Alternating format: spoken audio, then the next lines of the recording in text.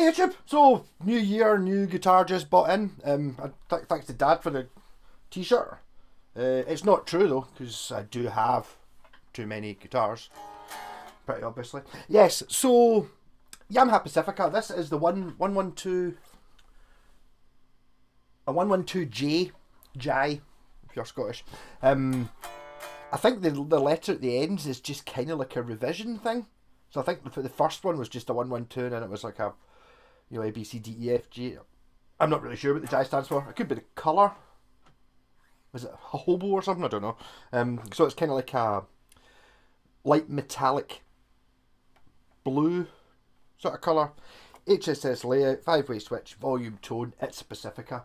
Got decent tuners on it. Some of the earlier ones had cheaper tuners on it. This is...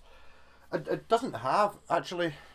Is there not normally a serial number stamped into the back of the headstock? It's dead difficult to read. It might be just too difficult to read. I think it is there though. It is. Oh, QJK083, oh yeah. So, it wouldn't it be nice if the 08 stood for 2008, which is probably actually about right for this. Maybe it is, maybe it does work as simply as that. I seem to remember looking up Yamahas before, and it was all something to do with some date code referencing some emperor or something like that. Like, so you kind of added a certain amount of, to get the, I don't know, the whatever the standard year is, and you would get the year from it, but it was some Ming Dynasty or something dating reference. I don't know. So, I mean, these are, I've talked about these before. I've had a few of them. They're always good. Yeah, it's like, there was a time, I was actually watching a thing the other day, a couple of weeks ago, it was, they're talking about there was a point in the 90s when basically when this guitar came out, it just blew everything else away. Everything else you were looking at was at the same price, was significantly lesser of a guitar. And the problem is that back then, the lesser guitars kind of just didn't work. It wasn't really a guitar.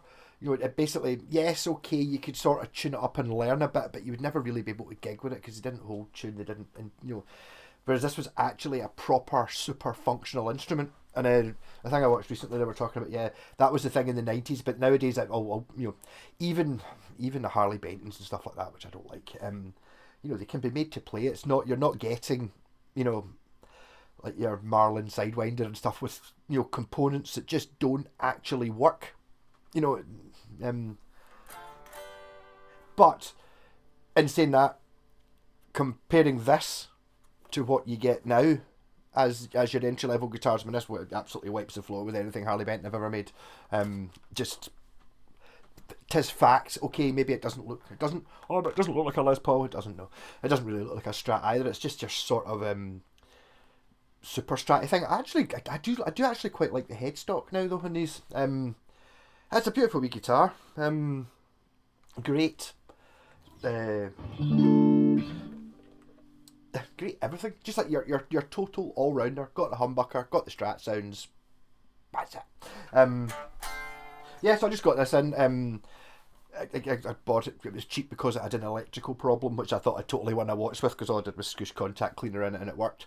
So I didn't even have to take it to bits. But I've had to deal with a couple of high frets and I've set up the bridge and and set the intonation and the radius. So now it's playing much better than it was. But I mean, it wasn't. Even if you bought this as your first guitar, a little bit of if one of your pals is like me, you're sorted. It's again one of those things that it's like, oh, just buy any. What's the best guitar to buy used? And the problem is, they're not all equal. Well, they are once they're working, but you don't know if you don't know anything about guitars at all. You buy it and maybe it's been someone's adjusted the neck wrong or the action's really high. These are not the guitar's fault. These are people who've had it over the years, or it's been dropped, damaged, there's bits missing. These sort of things. So it's like, you suggested I bought a Yamaha Pacifica and I bought one and it was pure shit. It only had 2 strings and there was no saddles, and you're like, well, yeah, you got you got to have one. You need, there's things you need. You know, you need to have a bridge. You need to have saddles. You need to have 6 tuners. If any of those things are missing, you can buy other ones. But maybe not something I would do if you were just, unless you were mechanically minded and liked building shit like I did anyway. You know, regardless of what it is. Yeah. So playing through the orange TH30 and the bass amp just now. Now just playing through the orange TH30.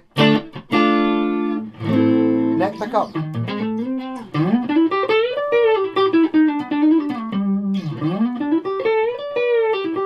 The action on this was set lower than any action I've ever seen on a guitar, pretty much. And the thing that was really freaky is it actually played, but it was down at like I normally set it to sort of 1.5 millimeter or something like that. I think I've got a feeling it might have moved actually. So we're now sitting at 1.25, but it was down at like less than, kind of like 0.5 millimeter action, and unless I think you can play those guitars if you just you know, if you're finger tapping with both hands sort of thing, or playing with one hand, that works. But as soon as you hit a string to vibrate it with the action lat though, it doesn't matter how good your guitar is, the string's got to hit off the other frets and it's got to die, and that's kind of what it was doing a little bit. Higher the action, the better the tone within reason, until it gets out to here somewhere, and then it's all out of tune because you're having to push the strings into the fretboard. So position 5, neck position. It's actually quite a powerful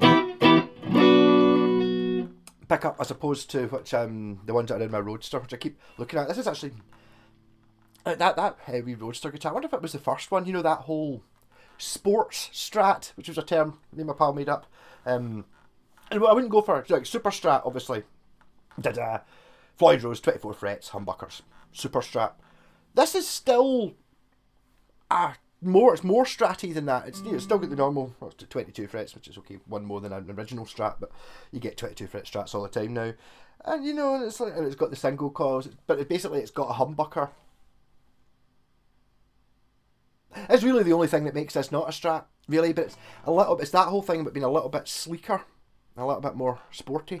I've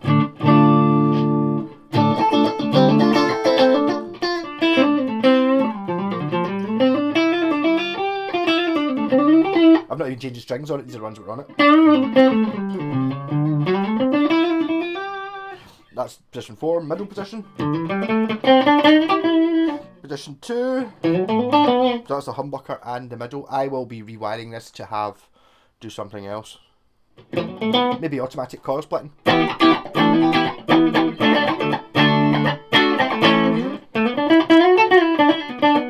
then humbucker and the bridge. Which humbuckers, 1 distortion, rat pedal.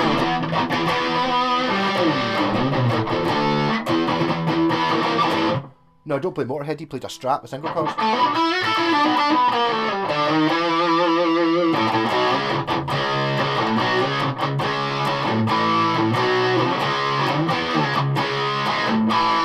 So it does all of those things.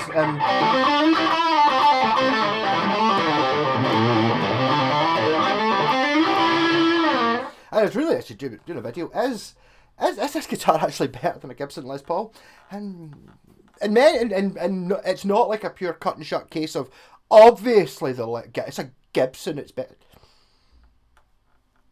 You play Sultans of Swing, or you know, Hank Marvin songs. You know, it's like that. It's one of those things that once you get to a certain level, it's like it doesn't really matter how good your humbucker, your 2-humbucker guitar is. It's not going to sound as good doing the Shadows or, you know, Sultans of Swing or something, you know, a Dire Straits, one of your extreme Stratocaster sounding things, as a functional and well set up Squire Strat. It's just not going to sound as much like it. Obviously, it's going to be much better at playing Les Paul stuff, but it's something in the middle, you know. I would probably say, I mean, I'm looking at my Les Paul. It's a bad call because it's got single coils in it, so it's kind of more like the single coils that are in a Strat than the humbuckers that would normally be in it. I was messing about with a loop. Did I actually turn it off? Did I reset it? Or did I leave it in? Now I've remembered the chords, so for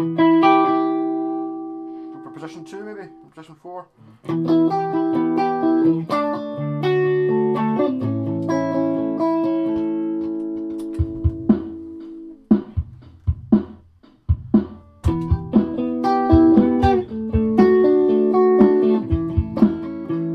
Cramping my left foot.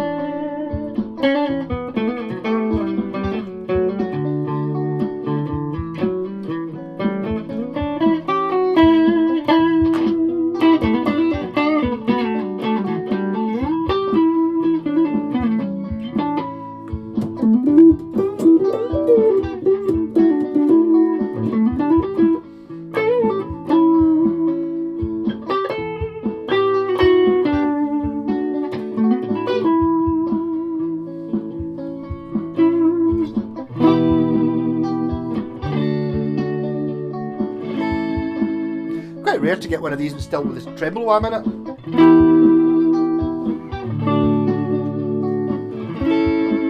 But as I've said before, you really need to know what you're doing to risk using a tremolo even on any Strat type thing. Because I mean, yeah, it's holding tune using it like this.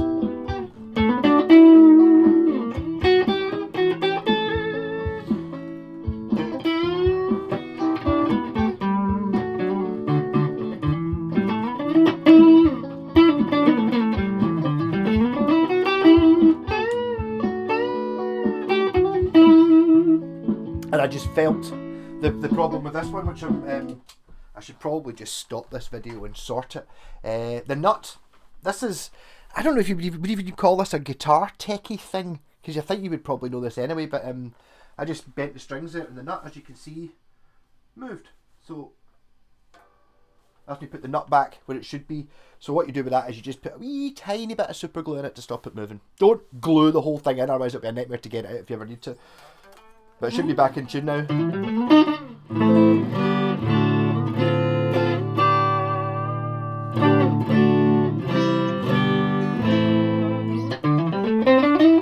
This is me just testing the guitar to see what's wrong with it. I mean, if you buy a guitar off me, expect it to work. Unless I tell you it's knackered, you know. So if you're knackered guitar for sale, 15 quid, yeah. That one's not going to work, but all the other ones will play properly. Buying things from any, you know, your Gumtree. Was this Gumtree? This was Gumtree, actually. You got to look at it. Am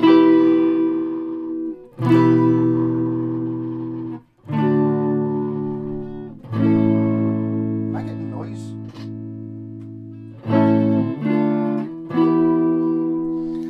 Yeah. So, sorry. Distortion.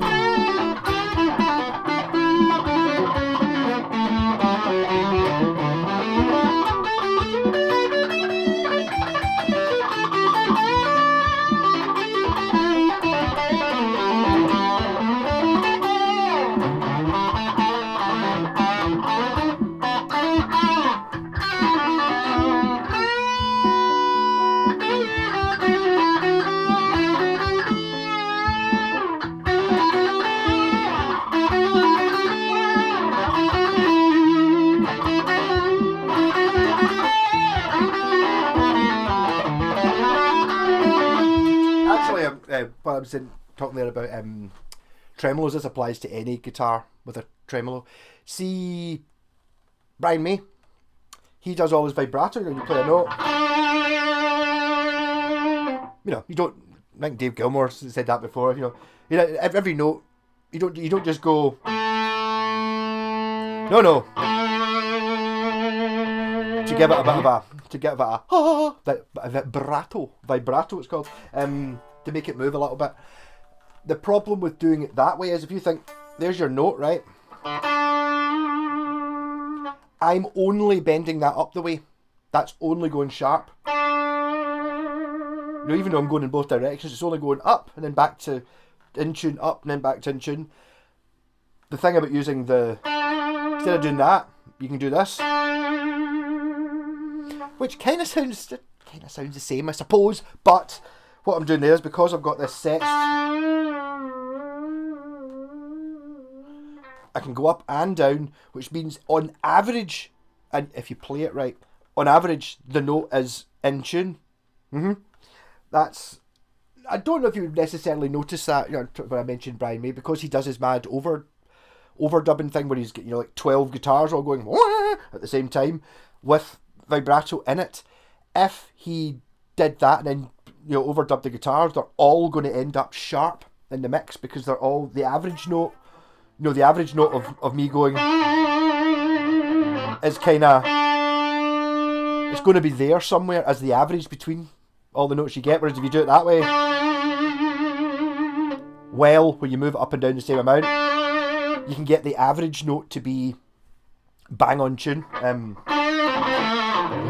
Bending's a funny thing. I remember noticing that very much in that blues band I was in. I was over bending notes because I had tons of time, you know. It's like,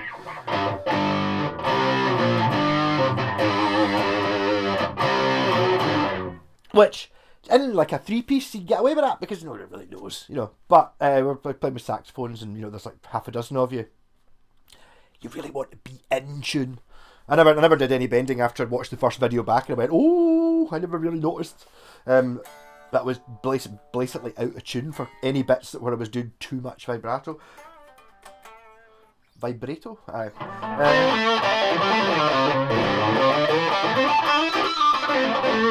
Right, this video's measured to be 17 minutes long, and I've not even done any sort of jam. I was going to mess about with the Mellotron pedal. I will mess about with the Mellotron pedal, but I'm kind of, since I forgot, I noticed about an hour ago when I put it, I was happy, oh, that nut's not quite super glued in enough.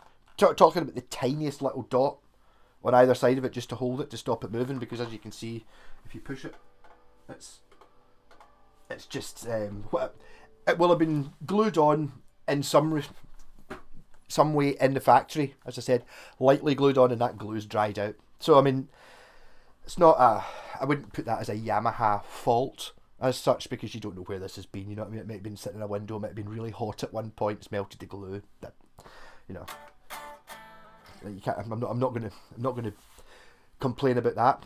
But so I don't have two minds what to do with this. I kind of, obviously there's the option of giving it to Jen for a J-Pack thing, because you'll end up with a pure amazing guitar, but it is quite nice. I don't like I don't mind, same with the Buckycasters. I don't mind taking a guitar that's maybe scratched or covered in stickers, or there's some other flaw with it, and then turning it into a Buckycaster. That's fine, but I don't really want to take a nice one that's good. But I mean, these can be had relatively cheap. They're not cheap now. The new ones are like I think they're about 180, 200 quid they start at for the most basic one. I think that they have improved them over the years though. I mean, the current Yamaha Pacificas, my pal Dave's got a couple of them. His are the 600 series, so they're like the expensive. I think they're about as expensive you get before you go to Japan. I mean, they're just absolutely 100% pro level guitars. This is totally giggable. You're not picking up a 100% pro level guitar brand new for £200 or £300. You know what I mean? If you're going to be totally honest about it, I mean, you're talking about gigging, yeah, totally, playing, learning, rehearsing, all that stuff, yeah, but probably not going to stand up to the rigours of a 6 months American tour the same way that a more expensive guitar would. But I don't think anyone really does, you know, like 50-day American tours with a £200 guitar. Oh, I did hear is it not Peter Gabriel, Banks, Tony Banks, the guitarist in Genesis, apparently did some gigs in Wembley or something like that a couple of years ago using a Squire Bullet, like not the Japanese one, just like the current level cheapest Squire Bullet Strat you can get. He had his tech obviously do a lot of work to make it work, but just finishing it off, you know. So maybe it can be done. It can be done. Yeah, this is now not genetic tune because that keeps moving. So I can't play this anymore. Now that it's got that niggle. It's the same thing that always happens with these things. Once, if I've got like a dodgy note or something not quite right with the guitar, no matter what you play, it's like, oh, this note here doesn't ring right. It doesn't seem to matter what key I play in. It's always pure diddly diddly diddly. It's always there. It's like, so I just can't bear it. Even when it's like, see, I've had it before when it's like, it's like away up here, like the 20th fret or the 21st fret's buzzing, and I'm very rarely ever playing up there anyway. But if I've got a guitar that I'm aware that it doesn't play it, for some reason I'm straight there playing the wrong note. The note doesn't work all the time. I can't bear it. I should have actually done a video on how you set up a Floyd, a trem so it floats. So as you can see there, I've got I can lift it up.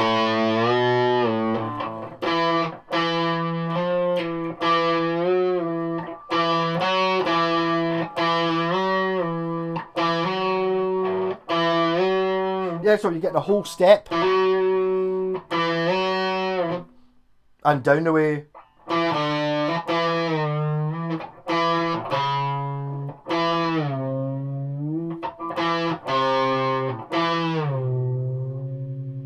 Yeah, you can get that's like 2 whole notes.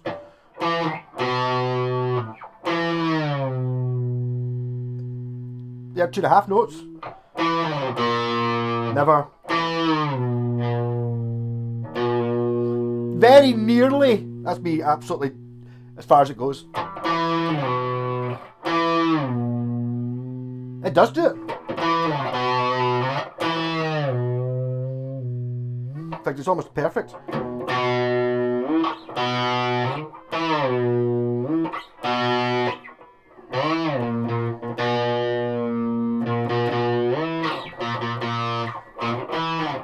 So it actually goes down 1, 2, 3, 4, 5, 6 frets, 3 whole steps.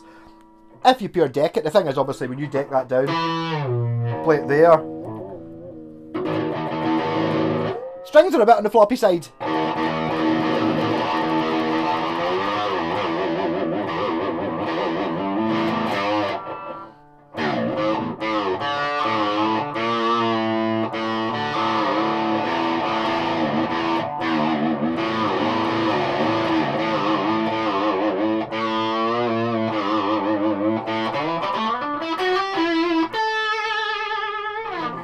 Yeah.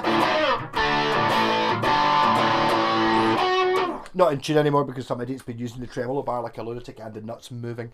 So I'm going to super glue the nut back on this. I might do another video on it. It might just be before once it's been J-Packs. I think that's what's going to have to do. It's either that or a Bucky caster, or do I just fix it up and sell it? And I've got to look at it as get more money for it as a J-Packs. So, and it's just a Yamaha Pacifica. I mean, okay, I did get it cheap. It's a really nice one. But there's many like it. I think this colour was quite a popular one as well. I've definitely seen them in this colour before. And I know the guy said he bought this 6 months ago. He said he bought it and he paid like 90 quid for it or something like that. And you're looking at something like that.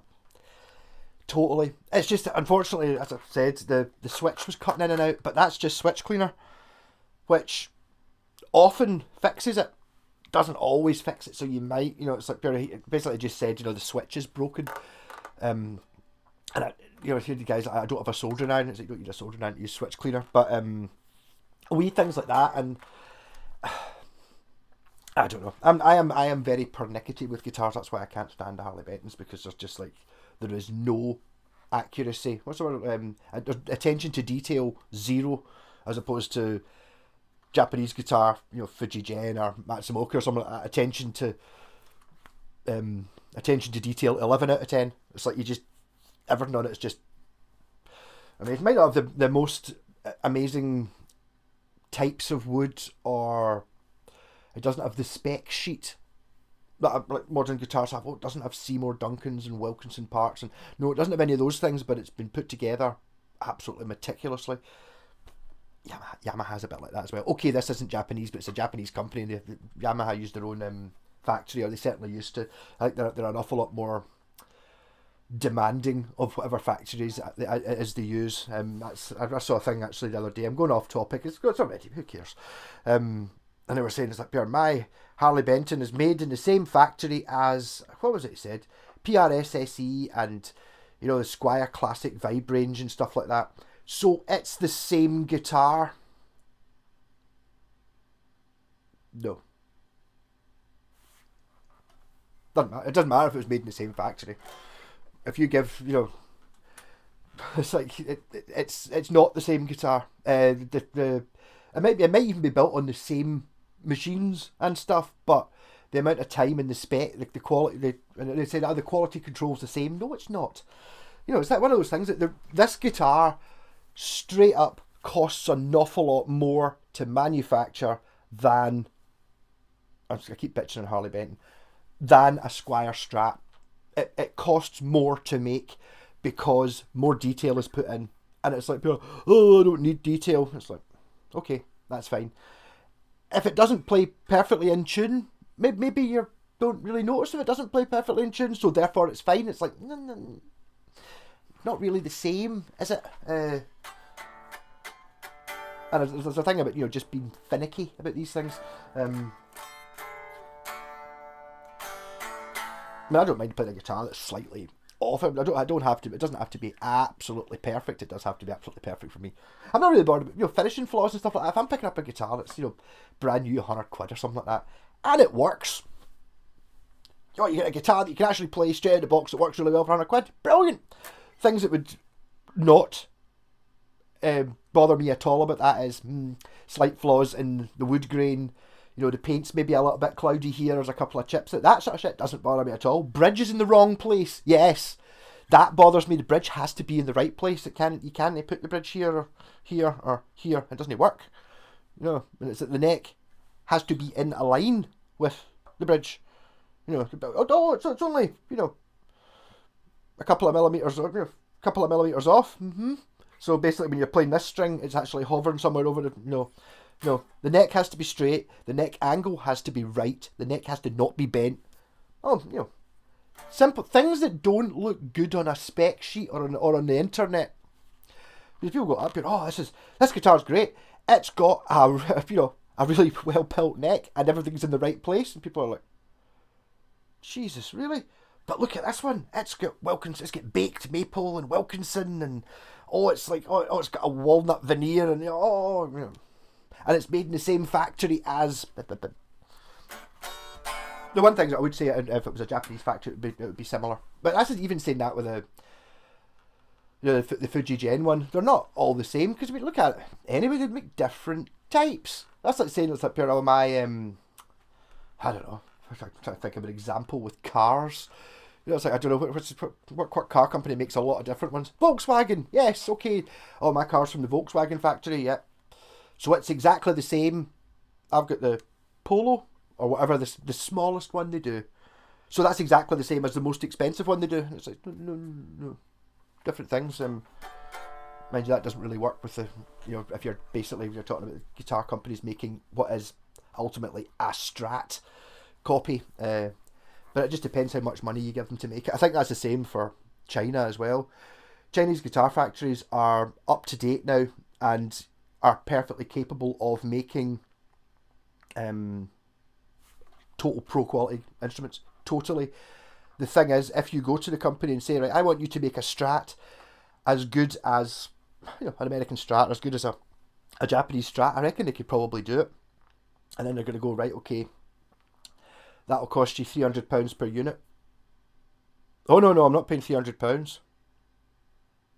I want it to come out the factory for £25. Oh. But I want it to be the same quality level as the £300 one. Right, no. So that's where China gets the bad rep, because they have the ability to make. If you ask them to make one, and you know, it's just a subcontracted job. If you're asked to do something, and you're getting paid for it, you've got to do it. I want you to make these Stratocasters. Yeah, well, the thing is, like, the bridge it's a really crap bridge. It doesn't really work. It'll just break after 6 months. I asked for the really crap bridge that breaks after 6 months. That's the one up. So that's what you get. Because I want to get the guitar coming out the factory. I mean, let's be honest, a lot of guitars we see for, especially down at the £100, £150 mark, come out of that factory for a tenner. You know, that's how much they're paying for that. The difference between paying a tenner to build a guitar, and that's a tenner for the lot, not just building it, that includes buying all the parts. You know what I mean? If you move that from £10 to £15, oh, it's only a five or more, but that's 1.5 times as much money you've spent building the thing. So it's going to be much better. And it's like just when you get down to that lowest possible working point with things like tuners, bridges, pickups, you can get cheaper tuners, but they don't work. So what's the cheapest tuners you can get that aren't shit? What are the cheapest pickups you can buy that actually pick up the high E string? You know, these sort of things. What's the cheapest trem I can get that when you do this, it doesn't snap? That, you know, it's got to be above a certain level. And there are guitars kicking about. I still keep seeing them. The one I remember was the Burswood one. Swift are a wee bit like this as well. There's companies I just avoid. The Burswood one was just like every single component on it was below standards. The only thing I kept were the knobs and the scratch plate, because everything else, and I'm not even talking about the scratch plate screws, were crap. You know, like how can just a screw? How much do you save buying, you know, like a big bucket of just normal scratch plate screws, or buying slight factory seconds? You probably save a tenner on a bucket. Oh, that's a tenner more profit for the company. So you end up all the screws, like the wee Phillips head bit in the middle wasn't really in the middle of the head, and all that, and like the grub screws in the bridge had like flaws. You couldn't fit an Allen key into them because they were all mangled, because you're like, what? But that's obviously absolutely scraping the barrel. I don't accuse Harley Benton or any of the other companies of doing that level of badness. Harley Benton pay the money for the parts. They just pay nothing to get them built. So you get somebody who's putting pickups in guitars, probably 100 guitars in an hour or something like that. So it's like like that. So yeah, oh, the pickups are a bit squint. Yeah, but the guy putting the pickups, screwing the pickups into the body, took half a second putting in every screw. If he took 5 seconds putting in every screw, he'd put them in straight. Of course he would. Anyone would. But if you've got to literally just go next, next, you can't do it. That's how you get the price down really low, and that's why Harley Benton have got all the screws are in at funny angles and stuff like that. Because obviously it doesn't make any difference to me if I'm sticking a guitar together. What difference is 10 seconds or 30 seconds to make sure it's right? But if you're churning them out in a factory and you're churning out hundreds a day and you're working there, and you can put one pickup in a second. So let's get, say, 4 seconds to put in 2 screws, right? That means in an hour you can do how many hundreds of guitars? Whereas if you take 10 seconds, suddenly, that means you can only do, that's half to your productivity. And some of them, by chance, when you're putting the screws in, will go in straight. Yeah, totally, they will go in straight. If you're just rapid firing, with a drill, just dunk, dunk, dunk, dunk, dunk, dunk, some of them will go in straight, but there's no consistency in it. This turned into a bit of a rant, 33 minutes. I'm doing a live stream tonight, Saturday night. So this will just be one of these ones where I've forgotten to do a video, so I stick it out. So this could be any time. Might not even still be in January. But I was enjoying playing this guitar. It's funny when you pick up guitars like this, and sometimes it's just like... I picked it up as soon as the guy gave me it. I was like, it's perfect, wonderful. And it's like, because it played. Buying a guitar for sub £100 that actually plays, you're getting there. And then it's like, after that, it's like pure, there's a wee bit of adjustment. There's it's buzzing a wee bit here. All these wee shooting it on, and now I've obviously noticed the nuts got just needing glued on, and wee things like that. Maybe that's an expectations thing, though, isn't it? I kind of assumed that, I assumed there would be something wrong with it. Not wrong with the manufacturer, just something's happened to it over the years, neglect or whatever. I mean, to be honest, actually, I pinched one out of Jen's guitars from my pal David. See the wee plastic truss rod cover bit? It's like a wee unit. He's got, as I said, he's got a couple of the 600 series Yamahas, Pacificas, and one of them doesn't have that bit, and it's like an open sore. The guitar's all shiny and fancy wood and stuff, and it's just got like a bald bit where that wee back bit of plastic should be. And I was like, I need to get the wee, first thing I noticed, I need to get the wee bit of plastic. It's like, they're 25 quid on eBay, like that. 25 quid? What? That's kind of, you're getting up to, that's a fair chunk of what I paid for this guitar. So, I mean, I could pretty much take out that, all it is a wee plastic bit to stop dust getting in at the truss rod cover. I could literally take that out and probably get this guitar for 2/3 of the price if I just sold that stupid bit of plastic. Not going to do that. yeah, so there you go. Rant, Yamaha Pacifica, blah blah blah. Never actually got to actually demo it, just talking shite. I will see you on the live stream. So that tonight, tonight's Saturday. I'm going to do it on Saturday night live stream. I'll see how I feel next week. I might alternate them or something like that. I just don't want to do. I feel sometimes when if I do the Sunday night, then people have to go to work in the morning. Fair enough. If I do the Saturday night, some people are out the Saturday night, so they kind of don't get to the people that normally see on a Sunday. So I kind of don't want to miss out on either. Just like, but to be honest, I haven't had a drink in a couple of weeks. I got that before Christmas, and I just haven't been anywhere to drink it. So I'm quite looking forward to it. Wee Bucky, cool. Rock on. Imagine being 40 minutes not actually getting through what I wanted to do, but there you go. Such is life. Rock on, like and subscribe and all that. And I will actually hit the proper button.